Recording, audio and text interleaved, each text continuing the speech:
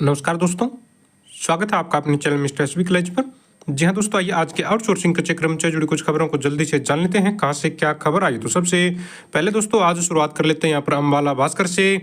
हरियाणा कौशल रोजगार निगम खत्म करेंगे हुड्डा। जी हाँ दोस्तों, हरियाणा के पूर्व मुख्यमंत्री और प्रतिपक्ष नेता भूपेंद्र सिंह हुड्डा ने ये स्पष्ट किया एक बार फिर से कि जो कौशल रोजगार निगम को ये भंग कर देंगे जैसे ही सत्ता में आते हैं। जी हाँ, इन्होंने बताया अभी कौशल रोजगार निगम हरियाणा के युवाओं के साथ एक धोखा है, क्योंकि इसमें न तो कोई मेरिट है, न आरक्षण है, न ही पक्की नौकरी का कोई प्रावधान है। तो दोस्तों आप लोगों को पता होना चाहिए कि स्टार्टिंग से ही जब से कौशल रोजगार निगम बना है तब से ये एक राजनीतिक मुद्दा भी बना हुआ है, और जो विपक्षी नेता हैं वो लगातार इसका विरोध करते आ रहे हैं, क्योंकि इसमें भी अपनी बहुत सारी खामियां हैं।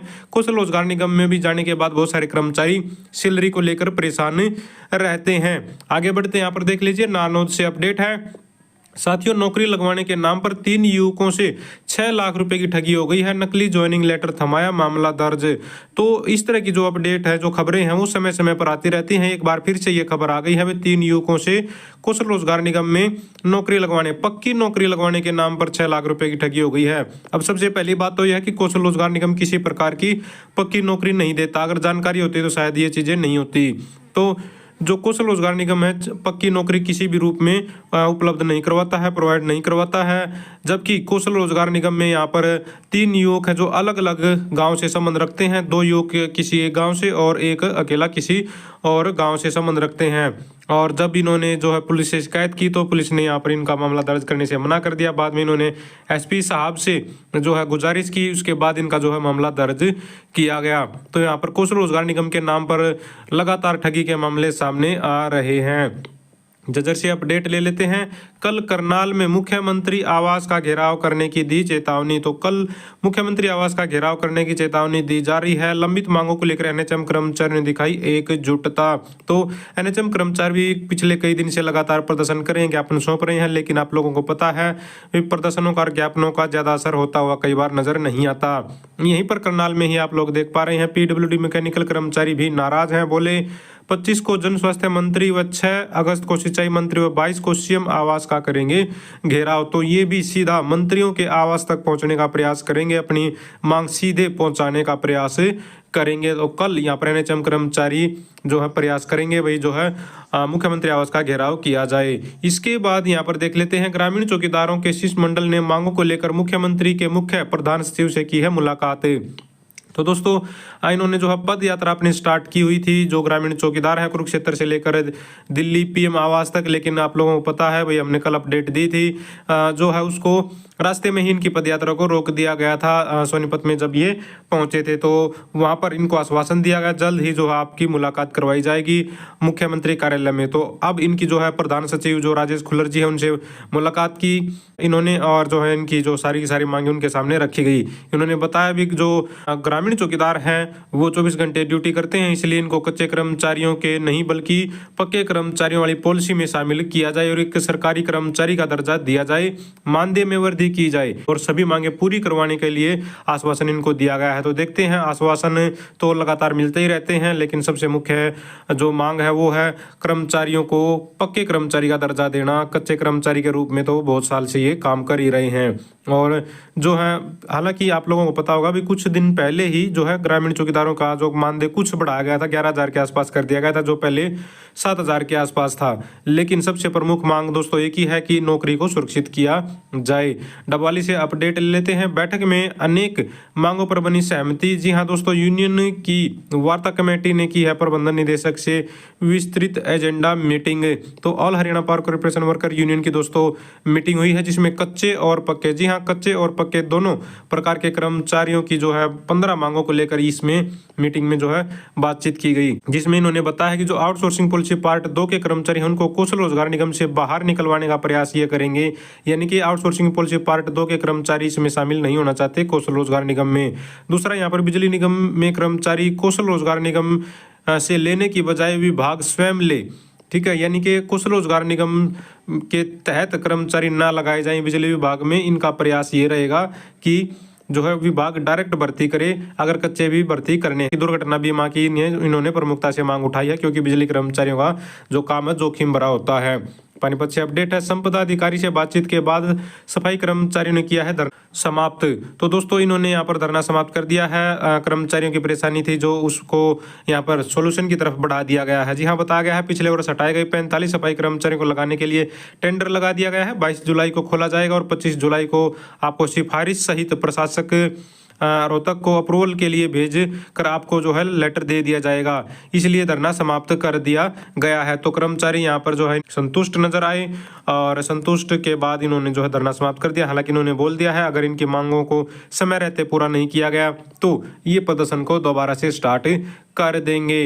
अम्बाला से अपडेट ले लीजिए, अनुबंधित विद्युत कर्मचारी संघ ने बजाया संघर्ष का बिगुल, विधायकों और सांसदों को 15 तक देंगे ज्ञापन। तो 15 तारीख तक ज्ञापन देने का प्लान इन्होंने बना दिया है और जो संघर्ष का बिगुल बजा दिया अनुबंधित कर्मचारी ने।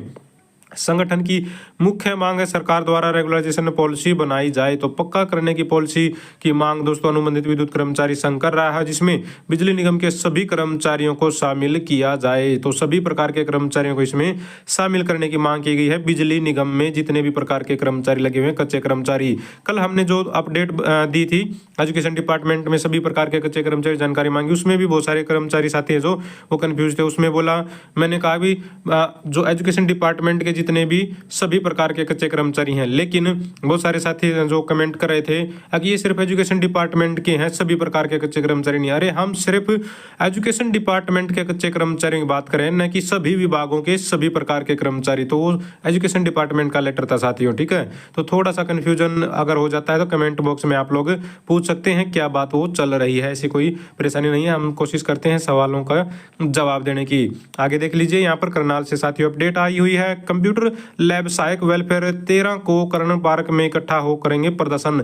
तो दोस्तों ये कंप्यूटर लैब सहायक जो सरकारी स्कूलों में कंप्यूटर लैब में काम कर रही हैं, इन्होंने दोस्तों अपनी मांगों को लेकर 13 जुलाई को कर्ण पार्क में इकट्ठा होकर सीएम आवास की तरफ कूच करने का प्लान बनाया है। बताया गया है 2200 कंप्यूटर लैब सहायक दोस्तों लगे हुए हैं सरकारी स्कूलों में, कंप्यूटर लैब में जो अपनी सेवाएं दे रहे हैं, लेकिन इनको मात्र 12,000 रुपये ही दिए जाते हैं। जी हाँ, पिछले 13 वर्षों से काम कर रहे हैं और 12,000 रुपये ही इनको दिया जा रहा है। तो ये चाहते हैं कि इनको सम्मानजनक वेतन दिया जाए, समय समय पर वृद्धि की जाए, मेडिकल सुविधा दी जाए और 58 साल तक रोजगार की सुरक्षा इनको प्रदान की जाए। और साथियों ये हैं ऑफिसों में काम करने वाले कंप्यूटर प्रोफेशनल। जी हाँ, ये थे लैब में काम करने वाले स्कूलों में, और जबकि ये जो कंप्यूटर प्रोफेशनल है दोस्तों जो हार्ड्रोन के माध्यम से या फिर डाइट्स के थ्रू जो लगे हुए कर्मचारी, उनको दोस्तों जो है ये भी पक्का करने की मांग को लेकर इन्होंने भी मुख्यमंत्री के नाम ज्ञापन सौंपा है। जी हाँ, हरियाणा कंप्यूटर प्रोफेशनल संघ के कर्मचारियों ने विभिन्न मांगों को लेकर शुक्रवार को सीएम के नाम एसडीएम मनोज दलाल को जो है ज्ञापन सौंपा है।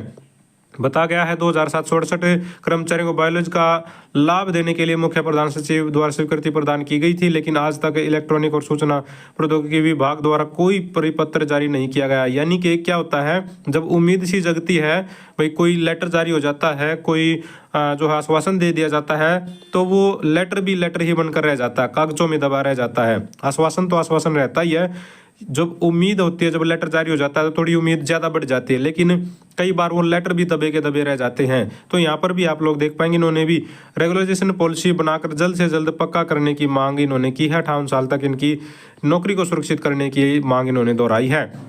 कुरुक्षेत्र से अपडेट ले लीजिए, पहले ही कर्मचारियों की कमी है, अब 9 तारीख से 600 एनएचएम कर्मचारियों का हड़ताल का ऐलान। तो ये सिर्फ कुरुक्षेत्र की बात हो रही है, यहाँ पर 600 एनएचएम कर्मचारी जो काम कर रहे हैं, इन्होंने 9 तारीख से हड़ताल का ऐलान कर दिया है, जिससे यहाँ पर अव्यवस्था फैल सकती है।